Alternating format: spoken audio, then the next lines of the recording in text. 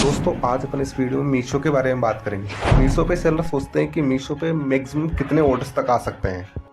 तो मैंने आपके सामने एक मीशो का जो सेलर अकाउंट है वो ओपन कर लिया है और इसमें आपको सारी चीज़ें मैं आपको दिखाने वाला हूँ कि इनके डेली की क्या सेल्स हैं और कितने ऑर्डर्स वगैरह हैं।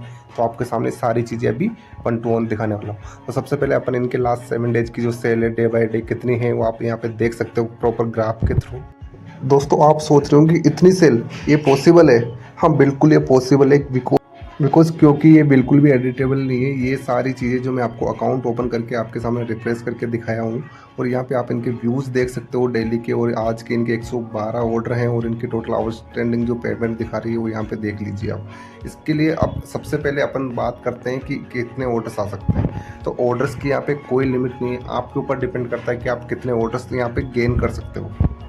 इसके साथ ही आपने चीज़ों को किस तरीके से मेंटेन किया हुआ है, किस तरीके से आपने प्रोडक्ट लिस्ट किया हुआ है, आपका क्वालिटी स्कोर क्या है, आप एडवर्टाइजमेंट को किस तरीके से यूज़ करते हो। और भी अमेज़न जो मीशो की साइड से जो आपको बैकएंड से जो इंटरनल चीज़ें दिखाई जाती है या सजेस्ट की जाती है, आपको किस तरीके से उनको यूज़ करते हो, उसके ऊपर डिपेंड करता है आपके ऑर्डर्स, सेल और सारी चीज़ें।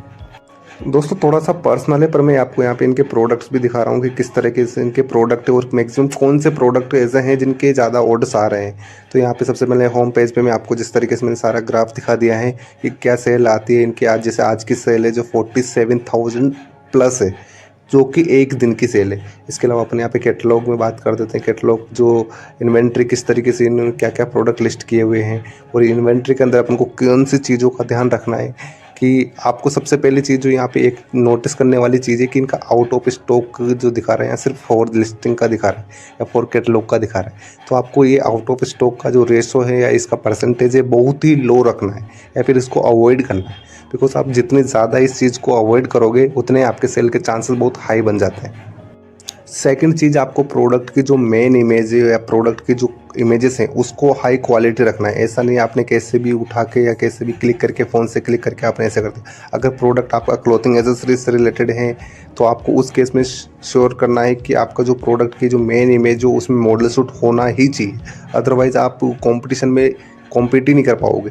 तो आपको इस चीज़ का प्रॉपर ध्यान रखना है। थर्ड जो नोट करने वाला जो पॉइंट है आपने दिख रहा होगा यहाँ पे राइट साइड में, जो लिस्टिंग का या जो कैटलॉग का आपका जो रेटिंग है ये 3.5 से नीचे नहीं होना चाहिए। इसको आपको 3.5 के अबाउ ही रखना है। जितनी ज़्यादा आपकी वो रहेगी उतने आपके जो सेल की विजिबिलिटी है या जो आपके प्रोडक्ट की विजिबिलिटी है उतनी ज़्यादा हाई रहेगी। दूसरी चीज़ आपकी साइड में जो यहाँ प्राइसिंग के अंदर भी आपको जो मीशो की साइड से जो रिकमेंडेशन वगैरह आते हैं आपको इनको प्रॉपर तरीके से एक्सेप्ट करते रहना है। क्योंकि यहाँ पे जो सजेस्ट करता है वो आपको बेसिकली एक तरीके से नहीं करता। आपको एक तो दिखाता है आपकी करंट प्राइस, दूसरी आपको इस प्राइस पर अगर आप सेल करते हो, एक जो आपको बेस प्राइस वो देता है कि अगर आप इस प्राइस पे सेल करते हो तो आपके जो डेली के अगर ऑर्डर या फिर जैसे आपके लास्ट 30 डेज में इस प्रोडक्ट के 30 या 50 60 जो भी ऑर्डर आए हैं तो आप अगर इस प्राइस रखते हो तो आपके जो ये ऑर्डर से यहाँ तक के इंक्रीज़ होने की पॉसिबिलिटी है। फोर्थ, आप इसको अगर एज इट इज़ भी जैसे उनका प्रॉपर तरीके से फॉलो नहीं करो तो आप उसमें थोड़ा बहुत ऐसा है कि अपनी साइड से एक थोड़ा बहुत कम कर सकते हो। दोस्तों मीशो की साइड से आपको प्राइसिंग के अंदर आपको एक तो हाई प्राइस और आपके टोटल प्रोडक्ट और बेस्ट प्राइस कितने प्रोडक्ट के अंदर है वो आपको सारी चीज़ें यहाँ पे दिखा दी जाती है। इसके अलावा जो मोस्ट इंपॉर्टेंट चीज़ है मेरे अकॉर्डिंग अगर बात करने लाइक वो प्रमोशन है, आपको इस चीज़ को बिल्कुल भी अवॉइड नहीं करना है। अब प्रमोशन की बात करूँ तो प्रमोशन में बेसिकली आपकी ये अपकमिंग, लाइव और एक्सपायर्ड 3 तरह के आपको यहाँ पे दिखाता है सेक्शन। इसके अलावा आपके जो सेल्स इवेंट और डेली सेल्स और जो स्मार्ट कॉइन प्रोग्राम यहाँ पे अलग अलग टाइप्स के होते हैं।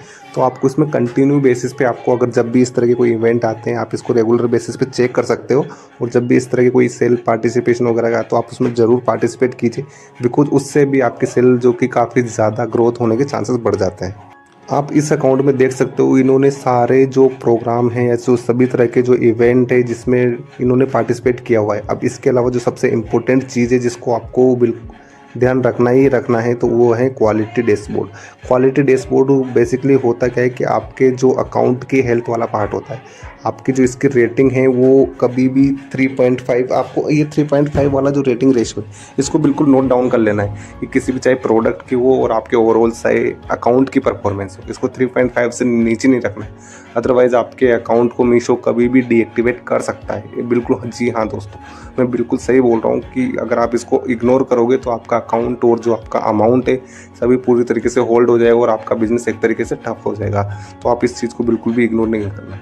तो दोस्तों वीडियो कैसा लगा, वीडियो पसंद आए तो वीडियो को लाइक कर दीजिएगा और चैनल को सब्सक्राइब जरूर कर दीजिएगा। इसके अलावा मैंने आपको यहाँ पे पेमेंट वाला पार्ट दिखा दिया है कि किस तरीके से इनका जो इनकम है और रेवेन्यू मॉडल है वो आपको सारी चीज़ें आपके सामने है। तो वीडियो पसंद आए तो वीडियो को लाइक कर दीजिएगा, चैनल को सब्सक्राइब जरूर कर दीजिएगा। थैंक यू दोस्तों।